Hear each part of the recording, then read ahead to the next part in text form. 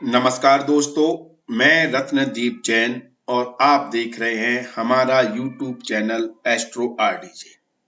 दोस्तों, इस महीने की 9 तारीख को शनि देव उदित हो रहे हैं, अभी अस्त अवस्था में हैं और साथ में 12 तारीख को सूर्य देव राशि परिवर्तन कर रहे हैं। शनि देव के उदित होने और सूर्य देव के राशि परिवर्तन दोनों की स्थिति में मैं आपके लिए वीडियो पहले ही बना चुका हूं। आप मेरे चैनल पर जाकर देख सकते हैं यदि आपने नहीं देखे हैं तो।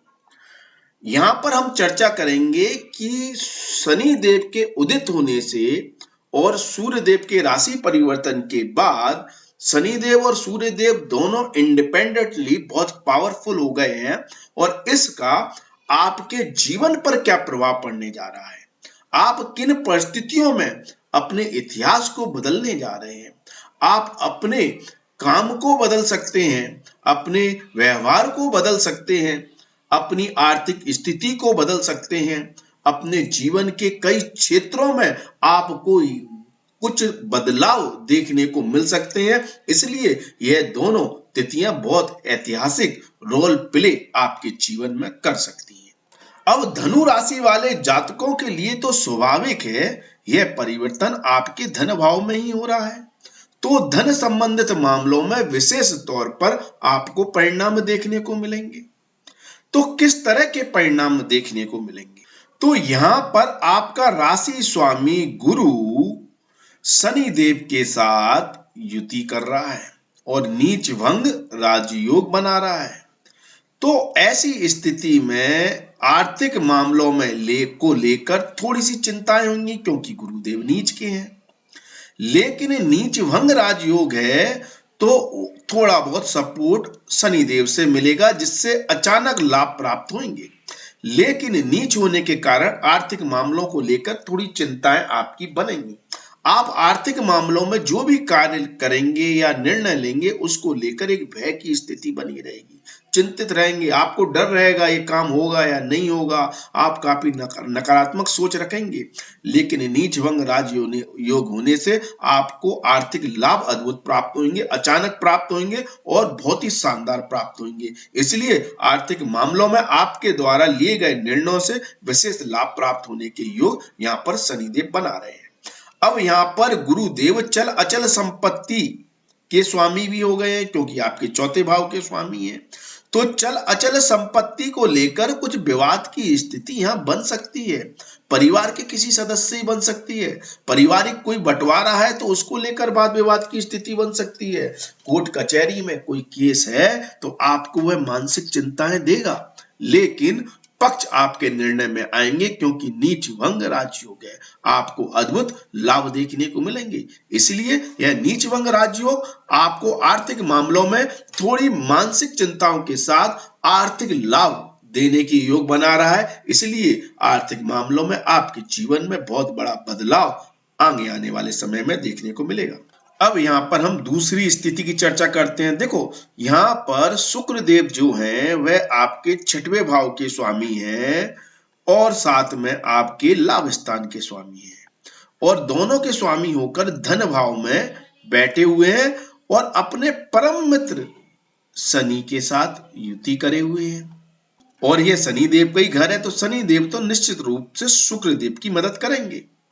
लेकिन जहां शुक्र देव कर्ज के योग बना रहे हैं क्योंकि छठवें भाव के स्वामी है, छठवां भाव कर्जे का है और धन भाव में बैठे हैं, तो जहां शुक्र देव कर्जे लेने के योग बना रहे हैं, पैसा उधार लेने के योग बना रहे हैं, आर्थिक मामलों में किसी से मदद लेकर आर्थिक कार्यों को पूर्ण करने की क्षमताओं को दर्शा रहे हैं, वहीं शुक्र देव की दूसरी राशि लाभ स्थान में है, तो ये भी सुनिश्चित होता है कि कर्ज लिए हुए पैसे से लाभ प्राप्त होने की संभावनाएं बनेंगी।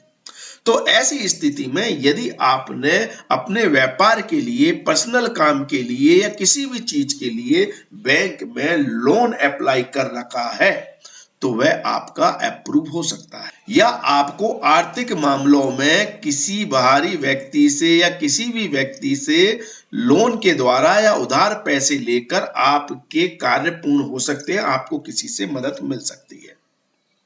लेकिन यहाँ पर शुक्र और शनि देव की युति होने से और इनके परम मित्र होने से यह भी सुनिश्चित होता है कि जिस कार्य के लिए आप पैसा उधार ले रहे हैं या कर्जा ले रहे हैं, उससे आपको निश्चित तौर पर लाभ देखने को मिलेगा और आप अपना कर्जा उतारने में भी सक्षम रहेंगे और आर्थिक रूप से समृद्ध होंगे। इसलिए यह बड़े उद्योगपति, बड़े व्यापारियों के लिए तो बहुत ही लाभकारी स्थिति बन रही है, क्योंकि जितना बड़ा व्यापारी होगा उसका काम बिना कर्जे के तो चलता ही नहीं है, लेकिन उसको कर्जे से लाभ प्राप्त होगा। अब हम बुध देव की स्थिति को समझते हैं। बुध देव यहाँ पर आपकी राशि के कर्म भाव के स्वामी गिरे हैं, ठीक है, और साथ में यह आपके सप्तम भाव के स्वामी गिरे हैं।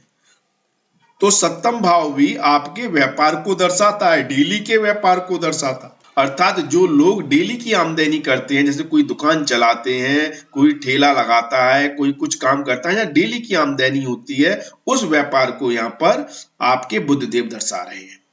ऐसे व्यापार से आपको आर्थिक लाभ प्राप्त हो सकते हैं, डेली के व्यापार से, और कार्य क्षेत्र में भी आपको आर्थिक मामलों में कई सफलताएं मिलती हुई दिखाई देंगी, क्योंकि दोनों के स्वामी बुध देव हैं और अपने परम मित्र शनि के साथ और शुक्र के साथ बैठे हुए हैं। इसलिए व्यापार में, नौकरी में, क्योंकि छठवां भाव मतलब 10वां भाव नौकरी का भी होता है, छठवां भाव भी होता है, तो नौकरी में भी आपको लाभ मिलेंगे। आप कहेंगे नौकरी में तो फिक्स इनकम होती है, लेकिन यदि आपकी सैलरी बढ़नी है, कोई अप्रेजल आना है, प्रमोशन होना है, तो वह आपके लिए फेवरेबल रहेगा, आर्थिक रूप से आपको लाभ प्रदान करेगा। अब बात हम कर ले सूर्य देव की। सूर्य देव ने अभी अभी का मतलब यह है कि सूर्य देव यहाँ पर राशि परिवर्तन करने जा रहे हैं, राइट, 12 तारीख को। तो 12 तारीख को जैसे ही सूर्य देव का राशि परिवर्तन हो जाएगा, सूर्य देव भी स्वतंत्र हो जाएंगे और बहुत लाभकारी स्थिति में भाग्यश होकर भाग्य पर दृष्टि डालेंगे। इसलिए हर क्षेत्र में, हर कार्य में आपको भाग्य का सहयोग मिलता हुआ दिखाई देगा। इसलिए मैंने कहा कि यह स्थिति आपके लिए बहुत ही लाभकारी बन रही है। अब ये बात भी सत्य है कि लक्ष्मी तो चंचल है, हर चीज में लाभ थोड़ी देगी, कहीं ना कहीं तो वो खर्चे के भी योग बनाती है ना। पैसा कहीं ना कहीं तो जाएगा, जब तक पैसा जाएगा नहीं आप कमाओगे कैसे? कोई दूसरा व्यक्ति पैसा खर्च करेगा तभी तो आपके घर में पैसा आएगा। तो लक्ष्मी का तो रोटेशन चलता रहता है, तो खर्चे कहां से हो सकते हैं, कहां आपको संभल कर रहना है। देखिए, शनि देव यहाँ पर तृतीय भाव के स्वामी हैं, तो ऐसी स्थिति में शनि देव अपने यहाँ बैठे हुए हैं, वहां से द्वादश राशि के स्वामी होकर बैठे हुए हैं। तो ऐसी स्थिति में लिखा पढ़ी के कार्यों में, मतलब जहां भी आप जो भी काम कर रहे हैं जिसमें लिखा पढ़ी का काम है, जहां पर सिग्नेचर होने हैं, जहां पर आपको कोई एग्रीमेंट पर साइन करने हैं, कोई पेपरों पर साइन करने हैं, तो ऐसी स्थिति में उसकी प्रॉपर जांच जरूर कर लें, अन्यथा लॉस हो सकता है। सपोज एग्जांपल के लिए आप घर की प्रॉपर्टी का रजिस्ट्रेशन करने जा रहे हैं, पता चला वो प्रॉपर्टी गलत है, आपने गलत दस्तावेज पर साइन कर दिए और वो प्रॉपर्टी आपकी है ही नहीं, आपके पैसे डूब गए। तो आप कोई भी पेपर पर साइन कर रहे हैं तो थोड़ा सा जांच पड़ताल कर लें। दूसरी बात, आप कोई भी यात्रा कर रहे हैं, छोटी मोटी यात्रा, या अपनी एक दुकान से दूसरी दुकान पर, एक बिजनेस से दूसरे बिजनेस पर जा रहे हैं, शॉर्ट डिस्टेंस ट्रेवलिंग, अपनी शहर के अंदर, अपनी सिटी के अंदर ही यात्रा कर रहे हैं, तो उन यात्राओं में थोड़ा संभल कर चलने की जरूरत है। यात्राओं में लापरवाही से आपको नुकसान हो सकता है, चोट भी लग सकती है और परेशानियों का भी सामना करना पड़ सकता है। तो ऐसी स्थिति आपके लिए बन सकती है। अब धन का लॉस यहाँ पर एक ग्रह और करा रहा है, वो है मंगल देव। मंगल देव देखो यहाँ पर आपके 12वें भाव के स्वामी होकर पंचम भाव में गोचर कर रहे हैं, तो गलत जगह यदि आप पैसा लगा देंगे, क्योंकि संभावना है यहाँ पर मंगल देव उतावलेपन में, जल्दबाजी में आपका पैसा लगवाने का काम करेंगे, तो ऐसी स्थिति में आपके लिए समस्याएं उत्पन्न हो जाएंगी। तो पैसे को लेकर जहां भी रिस्क है वहां पर थोड़ा संभल कर चलने की जरूरत है, सोच समझकर पैसा खर्च करें। तो धनु राशि वाले जातकों के लिए बहुत ही बेहतर स्थिति बन रही है आर्थिक मामलों में। सारी एनर्जी, जो ऊर्जा है, वह आर्थिक मामलों के इर्द गिर्द ही बनी हुई है। या तो इसको लेकर स्ट्रेस बढ़ रहा है और या फिर इसको लेकर आप हैप्पीनेस है, खुश है, फायदेमंद स्थिति है। लेकिन अभी आपका समय इन्हीं मामलों में झूलता रहेगा, इसलिए धैर्य रखें, प्लानिंग के साथ काम करें, आपको निश्चित तौर पर लाभ प्राप्त होंगे।